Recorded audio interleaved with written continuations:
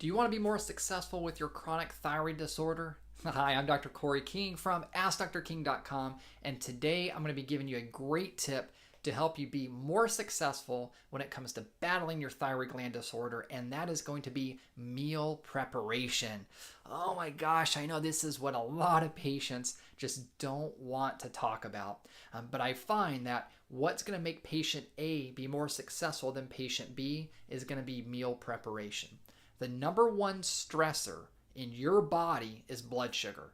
And what I mean by that is if your blood sugar is waxing and waning through the day, when it's going up and down, your adrenal glands kick in with a hormone called cortisol. Cortisol's job is to raise your glucose levels so you can still get glucose into your cells. So think of glucose as the fuel for your body, just like the fuel for your car.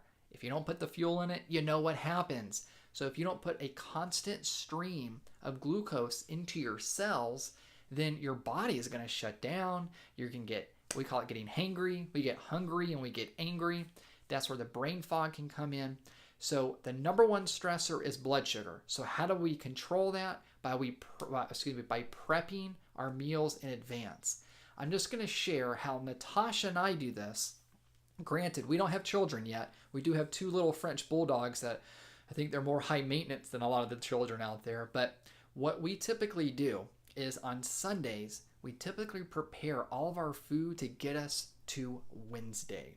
So we do all of our bulk shopping. We have all of our food. So Sunday afternoon, if you were to see our kitchen, you would see all these little Tupperwares, BPA free, but you'd see all these little Tupperwares lined up where we're putting all this different food in there for about 3 days.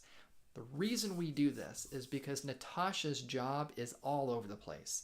She can be flying out at 5:30 in the morning one day and not coming back for 3 more days, or she could be flying out at 6 o'clock and she comes home and she has to go drive to a case that's 2 hours away. Her job is very, very emotionally stressing, but also physically stressing. So it helps her when she has her little cooler of food, because when she's traveling, especially out here in Texas, it's a lot more difficult here in Texas than it was for her in California. But when she's traveling, she has what is called the 6-pack bag. And it's just sixpackbags.com. I'll put a link below.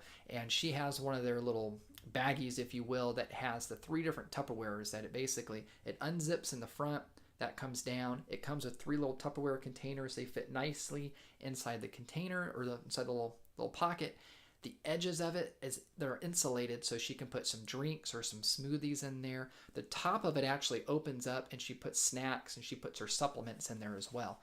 Now, it doesn't have to be a big fancy bag like that. It could just be something simple, which I'll put another link below to Thrive Market. I believe they have some coolers on there which are really, really cool and inexpensive. So prepping your meals in advance. We do that on a Sunday evening, typically gets us to a Wednesday, so then we'll meal prep again on Wednesday to get us to Friday for the weekend. Now, if you have a refrigerator at work, man, that makes things a lot easier. That's how I was in my clinic, so I would take all my foods, throw them in the fridge, and then I had them.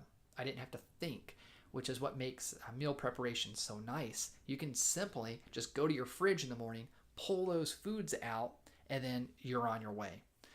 To me, that is what makes patients be even more successful by having that food in advance. Because if you don't, you know what happens. We just reach for anything, or we go anywhere and we start grabbing something because we're starting to get hangry.